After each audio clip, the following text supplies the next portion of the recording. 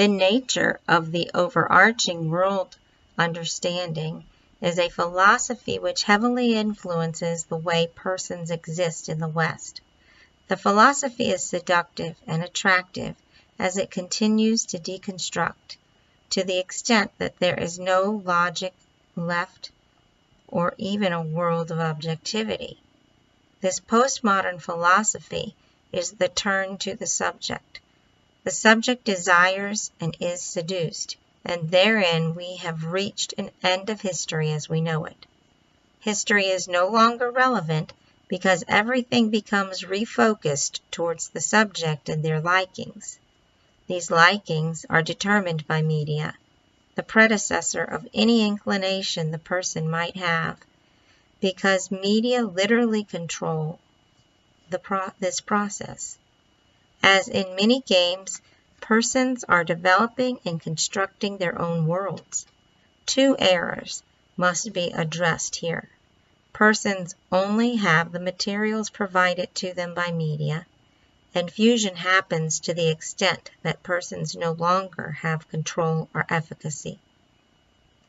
The last crushing blow to dialectic is to have an image that is self-affirming, without contradistinction, and that also is fused into collective consciousness. The logical movement from one side of the dichotomous to the opposite, then to the synthesis, is disintegrated into a single movement. This is a singular event which exists as one process. Meaning-making, then, is not found in a dialectical process through which an identity can be formed. Meaning and identity formation instead evolve in the virtual space in a singular moment, not through anything other than definitions as they are presented on screens. The person gets identity through the imprint of the other as presented on the screen. The screen offers an ideal other not to emulate, but at once to become.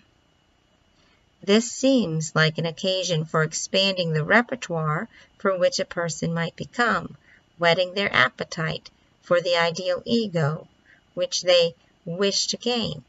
But in fact, it is a singular moment which violates them. When subjects are caught in this process, they lose will and control over who and what they are to become. They become the fusion process itself.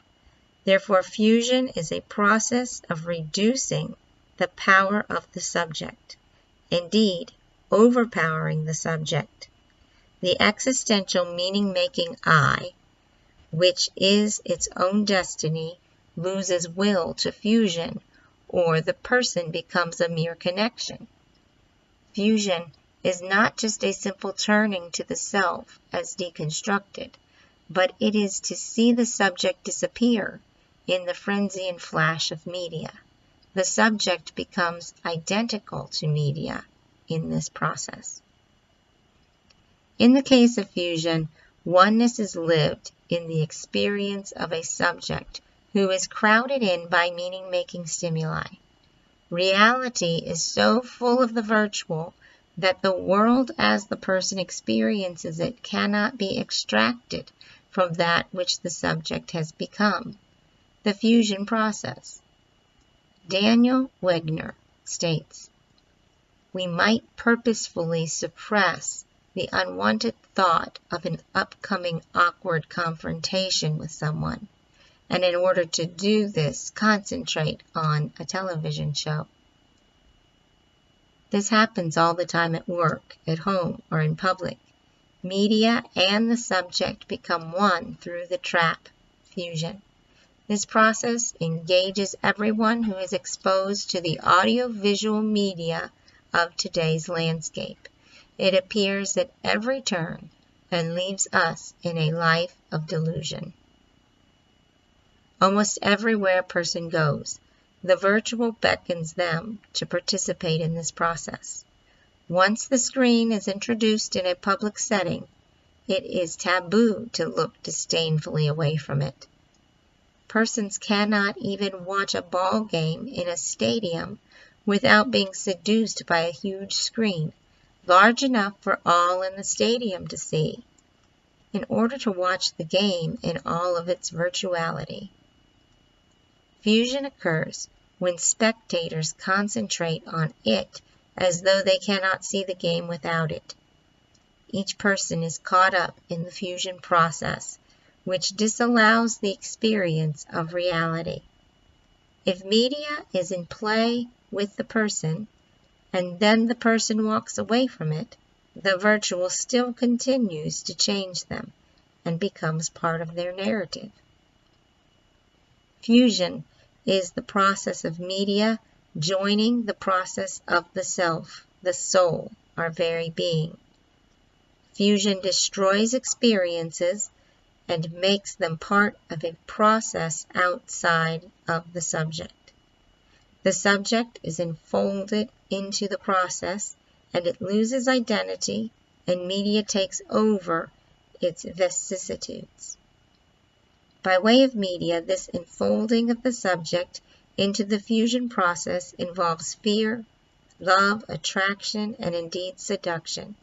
The enfolding, by way of seduction and desire, is the mechanics of fusion.